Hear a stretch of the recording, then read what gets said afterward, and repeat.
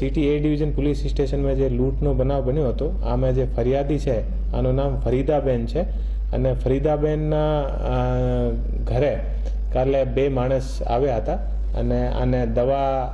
આપવાનો કહીને અને પછી એને ધક્કો મારી દીધો હતો અને આને અને આની પુત્રવધુ જે ઘરે હતી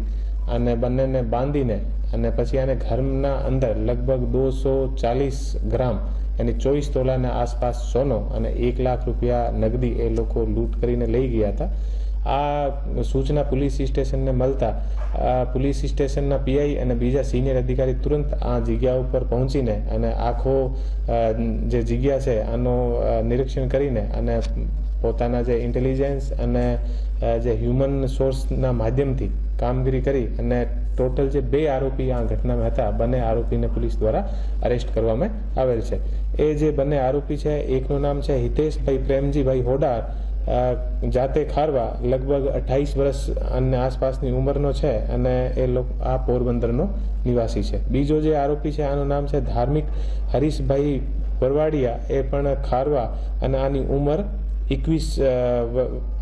વર્ષની આસપાસ છે અને એ પણ પોરબંદરના નિવાસી છે। એ બંને કાલે આને ઘરે આવીને અને જે સિનિયર સિટીઝન છે આને બંધક બનાવીને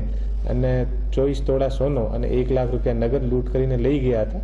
અને પોલીસ દ્વારા તુરંત આ ઘટના પર એક્શન લઈને અને બંને આરોપીને અત્યારે અટક કરી લીધા છે અને મુદ્દામાલ જે છે આ મુદ્દામાલમાંથી જે લગભગ 14 લાખનો જે મુદ્દામાલ હતો, આમાંથી 14 લાખના મુદ્દામાલમાંથી લગભગ બધું મુદ્દામાલ જે છે આ પણ રિકવર થઈ ગયો છે।